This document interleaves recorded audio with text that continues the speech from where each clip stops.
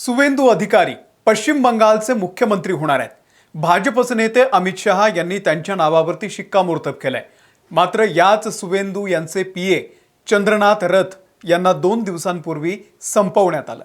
संपूर्ण राजकीय वर्तुळात यामुळे खळबळ उडाली होती। सुवेंदू यांच्यासाठी हा वैयक्तिक मोठा लॉस होता। पण धक्कादायक हे आहे की चंद्रनाथ रथ हे काही पहिले सहकारी नाहीये सुवेंदू यांचे, ज्यांना असं इतक्या वाईट पद्धतीने संपवण्यात आलं।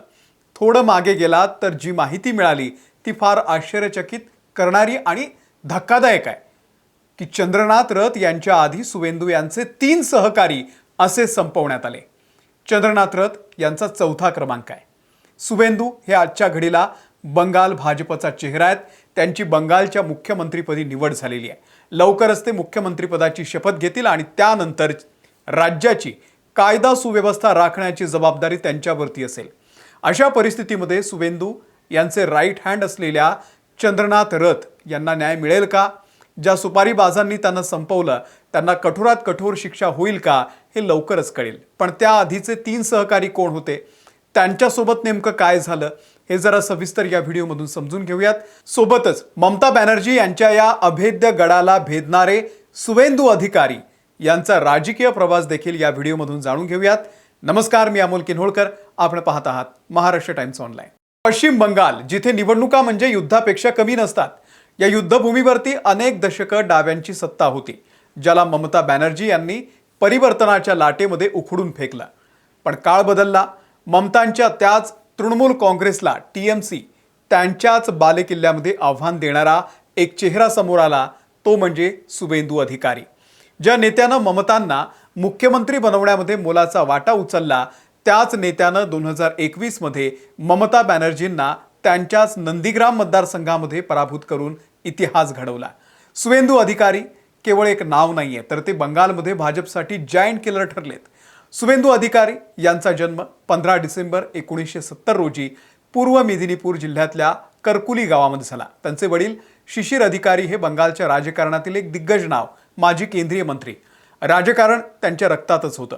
सुरुवातीला काँग्रेसमधून त्यांनी प्रवासाला सुरुवात केली, पण खऱ्या अर्थानं सुवेंदू यांची ओळख निर्माण झाली ती 2007च्या नंदीग्राम आंदोलनामुळे।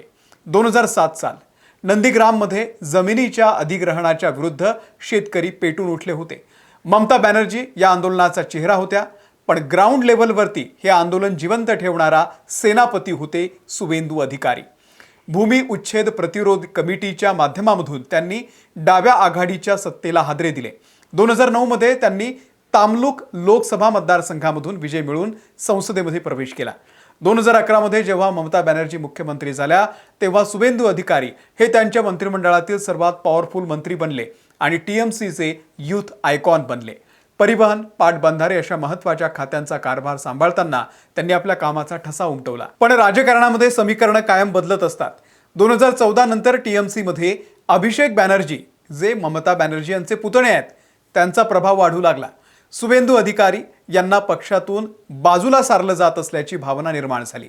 सुवेंदू हे मास लीडर होते, त्यांना कोणाचीही हुकुमशाही मान्य नव्हती। डिसेंबर 2020 मध्ये त्यांनी मंत्रिपदाचा आणि टीएमसीचा राजीनामा देऊन भाजपमध्ये प्रवेश केला। हा बंगालच्या राजकारणातला सर्वात मोठा टर्निंग पॉइंट ठरला। त्यांनी जाहीर आव्हान दिलं की मी ममता बॅनर्जींना नंदीग्राममध्ये 50,000 मतांनी पराभूत करेन, अन्यथा राजकारण सोडेन। 2021 ची विधानसभा निवडणूक ही भारताच्या राजकीय इतिहासातली सर्वात अटीतटीची लढाई ठरली। एका बाजूला संपूर्ण राज्याची सत्ता आणि ब्रँड ममता होता, तर दुसऱ्या बाजूला सुवेंदू अधिकारी यांची जिद्द। ममता बॅनर्जींनी सुवेंदूंचं आव्हान स्वीकारलं आणि त्या स्वतः नंदीग्राममधून उभ्या राहिल्या। निकालाच्या दिवशी प्रचंड गोंधळ झाला। आधी ममता जिंकल्याच्या बातम्या आल्या, पण शेवटी सुवेंदू अधिकारी यांनी ममता बॅनर्जींचा 1956 मतांनी पराभव केला। जरी बंगालमध्ये भाजपची सत्ता आली नाही, तरी सुवेंदू यांनी मुख्यमंत्री ममता बॅनर्जींना त्यांच्याच मतदारसंघामध्ये हरवून हे सिद्ध केलं की ममतांना हरवणारा बुलडोझर भाजपमध्ये दाखल झालाय। 2021 मध्ये सुवेंदू अधिकारी पश्चिम बंगाल विधानसभेचे विरोधी पक्षनेते बनले। त्यांनी ममता बॅनर्जी यांच्या घोटाळ्यांचा पर्दाफाश केला। शिक्षक भरती घोटाळा असो किंवा कोळसा तस्करी, सुवेंदू यांनी सतत पुरावे सादर करून सरकारला अडचणीत आणलं। टीएमसीच्या गुंडगिरीच्या विरोधामध्ये ते सतत उच्च न्यायालयामध्ये आणि सर्वोच्च न्यायालयामध्ये धाव घेत होते.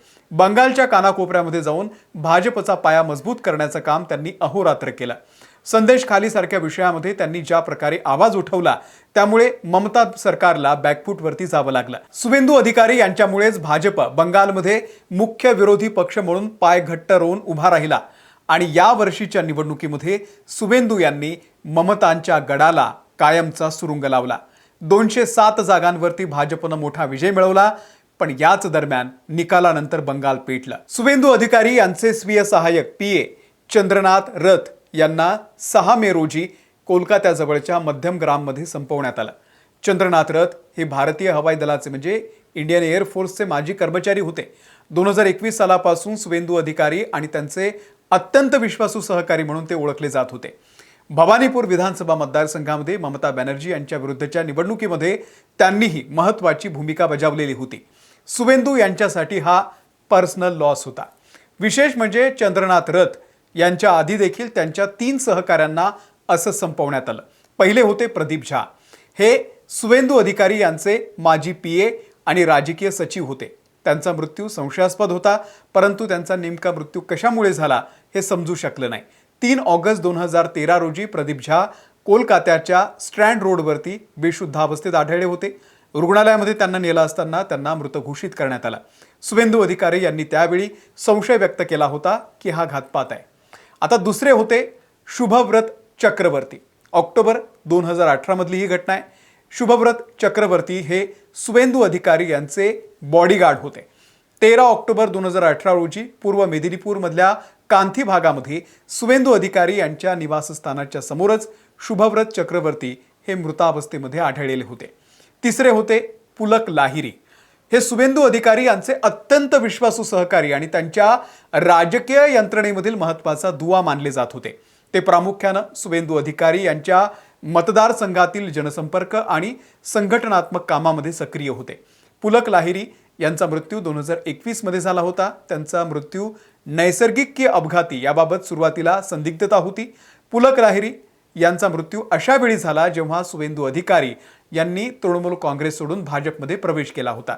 आणि त्यानंतर आता चंद्रनाथ रथ यांच्यासोबत काय घडलं ते आपण सगळे बघतो आहोत.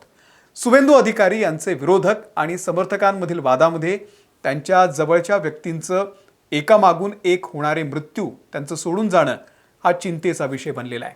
आता शुभेंदू अधिकारी स्वतः मुख्यमंत्री होणार आहेत, त्यामुळे या सर्व प्रकरणामध्ये न्याय मिळेल अशी अपेक्षा आहे. तुम्हाला या सगळ्याबद्दल नेमकं काय वाटतंय? शुभेंदू अधिकारी मुख्यमंत्री झाल्यानंतर बंगालमधील दहशत कमी होईल का? आम्हाला कमेंट करून नक्की सांगा. या व्हिडिओमध्ये इथेच थांबतोय. आमच्या महाराष्ट्र टाइम्सच्या यूट्यूब चॅनलला जर तुम्ही सबस्क्राईब केलेलं नसेल सबस्क्राईब करा. आम्ही फेसबुकवरती आहोत, आम्ही इंस्टाग्रामवरती आहोत, आम्ही एक्सवरती सुद्धा आहोत. तिथे आम्हाला फॉलो करा. धन्यवाद.